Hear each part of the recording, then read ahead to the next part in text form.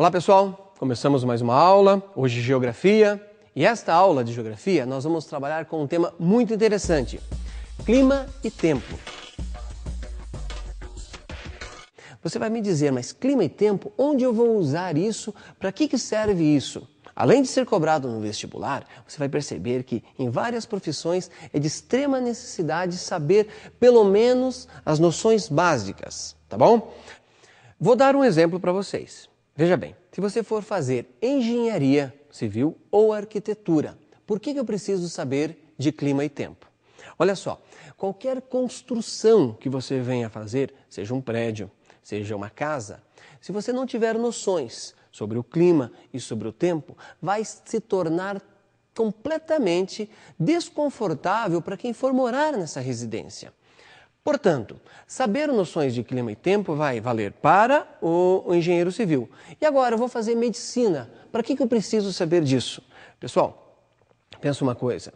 Muitas das doenças que se espalham pela respiração das pessoas, onde tem um grupo grande, está relacionado ao clima, está relacionado também ao tempo, certo? Então, saber projetar produtos, ônibus, casas, ou saber desenvolver remédios, ou saber curar doenças coletivas, o médico, o engenheiro, o arquiteto vai ter que ter noções sobre isso. É básico. E eu poderia dar uma quantidade enorme de exemplos de outras profissões. Só peguei 3 aí, arquitetura, medicina e engenharia civil. Poderia ser outros, mas não vou ficar aqui dando exemplos sobre isso. Já deu para você ter uma noção por que é importante.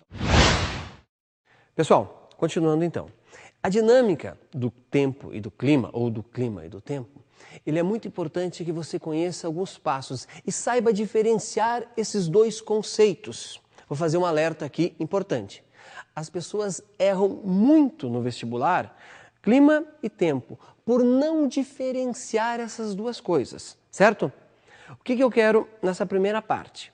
Que eu vou explicar o que é o tempo atmosférico. Não estou falando do tempo do relógio, ok? É o tempo atmosférico. Você vai perceber como se erra bastante por aí, como se escreve errado esses dois conceitos. Então, a partir de hoje, a partir dessa aula, quando você ouvir falar de tempo ou de clima, você precisa identificar esses dois conceitos. E nós vamos começar pelo tempo. Pensa comigo. Agora, como que está o tempo aonde você está assistindo essa aula? Está chovendo? Está frio? Está calor?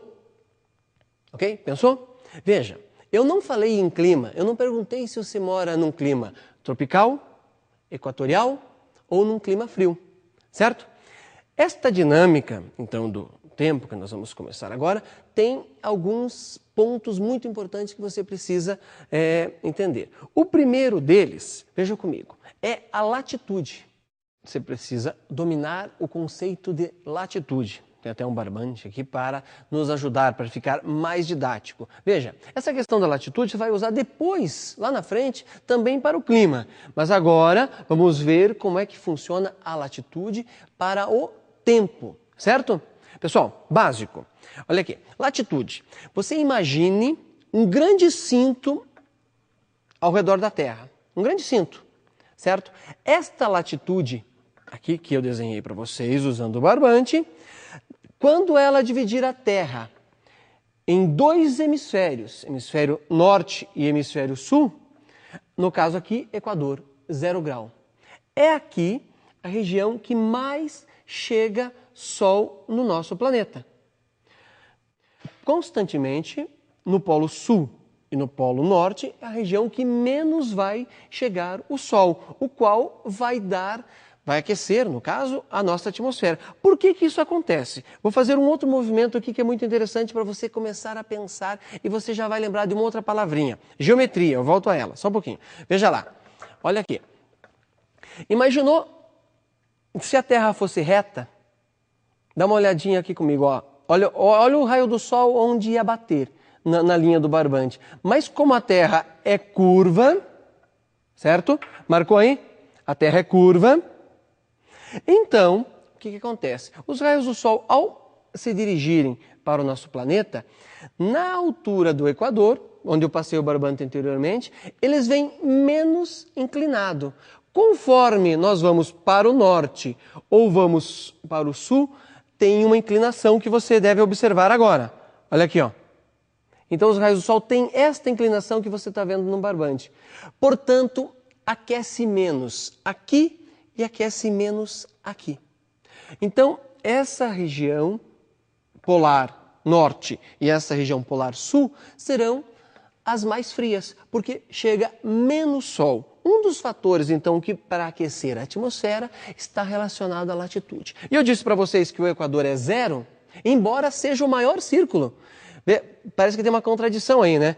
Ó, é o maior círculo, porque os círculos vão diminuindo, eles vão ficando cada vez menor, esses círculos que abraçam a Terra, até chegar no Polo Norte ou no Polo Sul. Vai de 0 a 90 graus. Eu registraria isso aí no seu caderno. Latitudes, estou dando um conceito para vocês. São linhas que abraçam a Terra, certo? A que começa com o número 0 é o Equador de igual distribuição para o sul e para o norte, e ela vai de 0 a 90 para o norte, de 0 a 90 para o sul, 180 graus. Ok? Por isso, o termo geometria, que você vai aprender em matemática. Então, medida da Terra. É por aí que você começa a fazer um cálculo sobre a medida da Terra. E o Equador, você sabe que é a nossa maior linha. Então, registrou. As linhas que abraçam a Terra vão diminuir a temperatura para o norte e vão diminuir a temperatura para o sul. E temos uma calota de gelo no Polo Sul e uma calota de gelo no Polo Norte. Um detalhe aí importante, no Polo Norte a calota de gelo está sobre a água. Se você cavar, fizer um buraco, você vai cair no mar.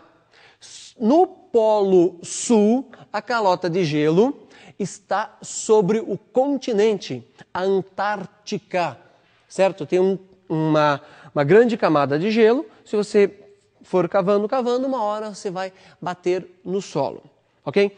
Então, é importante que nós temos registrado isso, que as temperaturas vão diminuir para o sul e para o norte, e na altura do Equador é onde mais chega sol, certo? Então, pessoal, para ficar mais clara essa questão da latitude, já que você não vai ter um globo sempre com você, e esse mapa sempre aparece nos jornais, ok? Terminando essa aula, abra um jornal qualquer e perceba que tem um mapa muito parecido com este, que você pode tirar a dúvida da latitude. Dá uma olhadinha comigo que é muito interessante isso. Veja um detalhe aqui, ó. Macapá, lá na linha do Equador, tá bom? Veja a temperatura máxima e a temperatura mínima, está em vermelho e preto aqui para você analisar. Veja esse número para as duas. Agora, vamos para a latitude sul, ok? Aqui em Porto Alegre. Deu para ver a diferença das duas?